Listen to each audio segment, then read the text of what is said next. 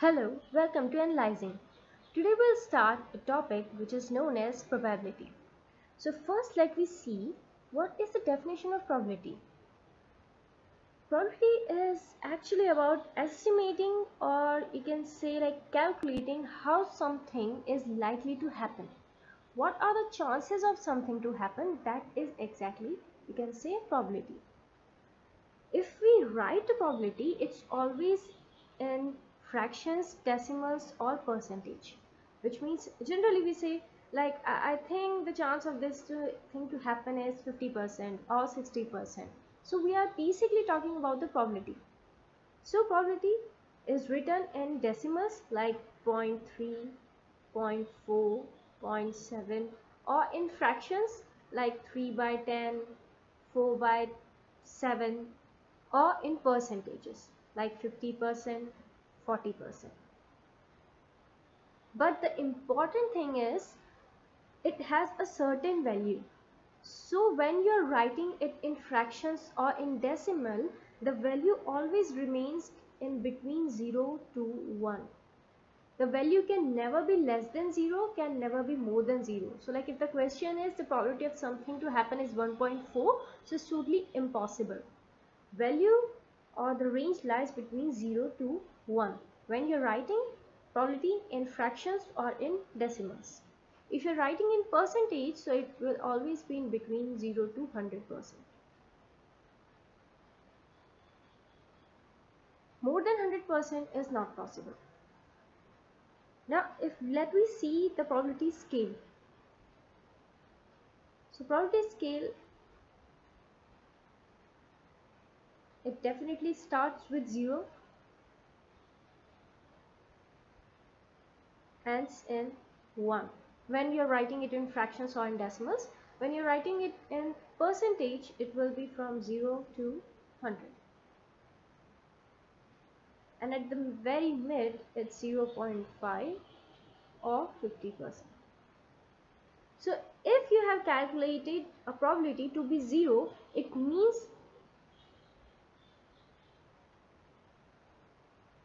this is impossible to happen. An event to happen is impossible.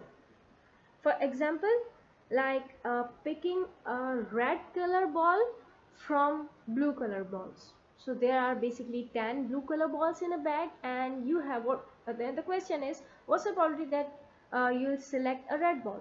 So clearly you cannot select a red ball from blue balls. So its probability is 0, which means it's really impossible to do that. Or for 50%, it's a coin. If you flip a coin, whether the question is what's the probability of getting tail or head, it's 50%. It's a 50-50 chance. Either you'll get tail or you'll get head. So it's flipping a coin or getting a head or tail. This is picking or selecting red ball from blue balls. And 100% shows you the certainty of something to happen, which means Tuesday will be the day after Monday. So definitely Tuesday is the day after the Monday. So this is 100% chance. So this is known as probability scale. It shows you the value on a scale. Now let me see the next one. Now let me see some terms related with the probability. So first is random experiments. Random experiment is an experiment for which the set of possible outcomes are known. Like take the examples, you say tossing a coin, or rolling a dice, or like drawing a card from a deck. These are basically all the examples of random experiments which you can expect any result from them. These are known as random experiments. The next is outcome. So outcome is an outcome from a random experiment. Like take the example of getting 3 number when you roll a dice, or getting 4 number when you roll a dice. So what are the outcome, what can we get from a given experiment? So if I'm rolling a dice, clearly I can get 1, 2, 3, 4, 5, 6. So these 6 numbers are my outcome. I can't expect a 6-sided dice to show me 12 number 12 on it.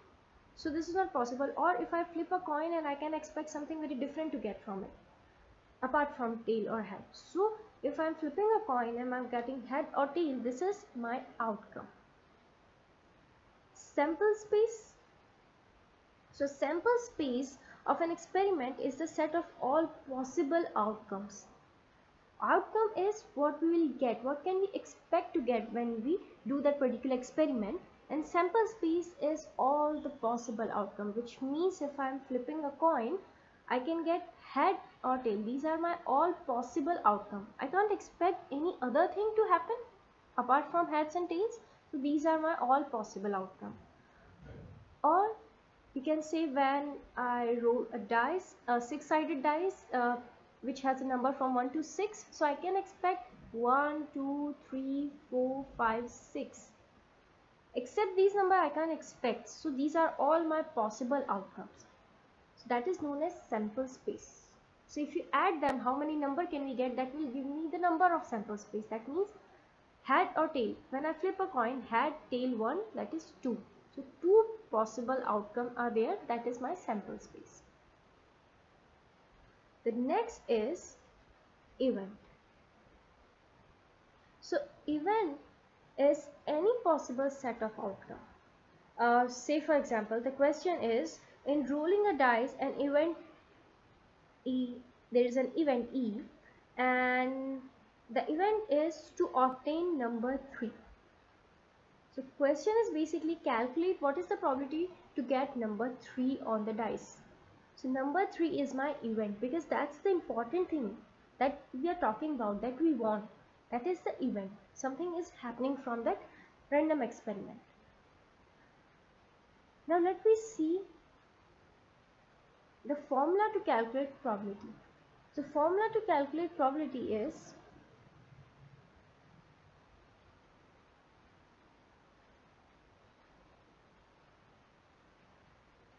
event over sample space. So if the question is, what's the probability of getting 3 when you roll a dice?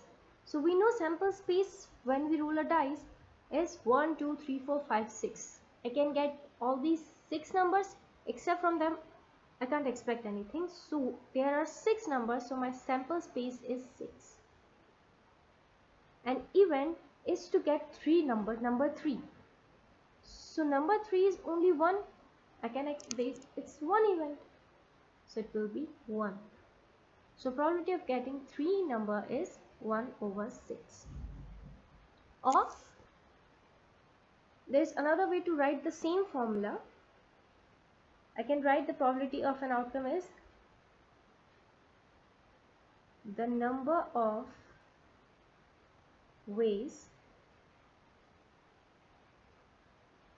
the outcome can happen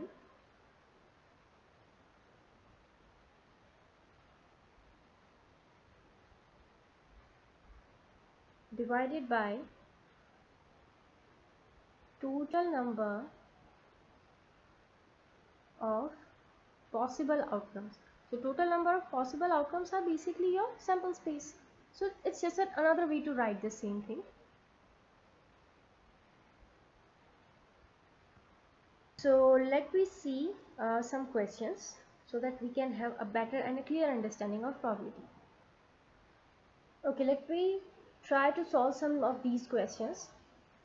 The first one is, what is the probability of getting a tail when a coin is flipped? So very first thing is just write down the formula of probability. So it was event over sample space.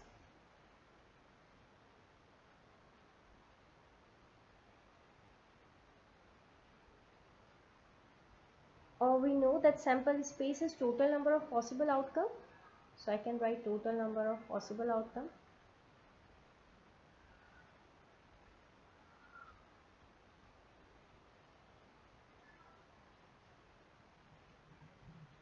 An event can be written as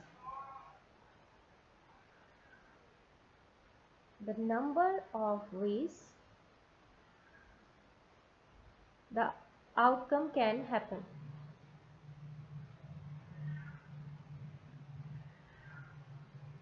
Let me see what are the number of ways the outcome can happen.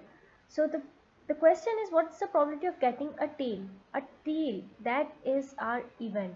That is the number of ways the outcome can happen, and getting a tail is one. There's only one way that tail can happen or tail can come, so it's 1. Divided by total possible outcome. So possible outcome is when you flip a coin, you can expect to get either head or tail. That means the total possible outcomes are head, tail, 2. So 1 over 2. That is our probability of getting a tail when a coin is flipped, which means our probability is 1 over 2. So this is how can we calculate a probability. Let me see the next question. It says, what's the probability of selecting a vowel at random from the word English? So here the word is English, English. So first we have to see the possible outcome, total number of possible outcome. So total number of possible outcome is how many words are there, how many letters are there in this word. So 1, 2, 3, 4, 5, 6, 7, which means total possible number of outcomes are 7. Why 7? Because I have to select one letter.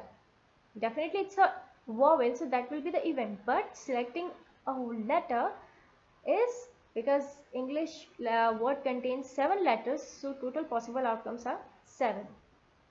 Let me see the event. Event is always what they are actually asking you to calculate. So what's the probability of selecting a vowel at random? So we have to see how many vowels are there. So in this whole word there is only one word. So how many ways you can select? It's only by one way. So it's 1. Now let me put this in the formula. So 1 over 7. That's the probability of getting a vowel at random from the word English. So its answer is 1 over 7. Okay, see the very last question. A bag contains 10 stones of different colors, 3 blue, 3 green and 4 orange. Find the probability of selecting a blue stone. So let me write this data. There are 10 stones, 3 blue, 3 green, 4 orange. And we have to see the probability of selecting blue stone. So first the total number of possible outcome. If I have to select one stone out of 10, so total number of possible outcomes are 10. And the probability of selecting blue stone. So we have to see how many blue stones are there. So there are 3 blue stones. So number of ways by which I can select a blue stone are 3. Which means if I am going to select, I can select blue 3 times. So that is the number of ways. So this will be 3.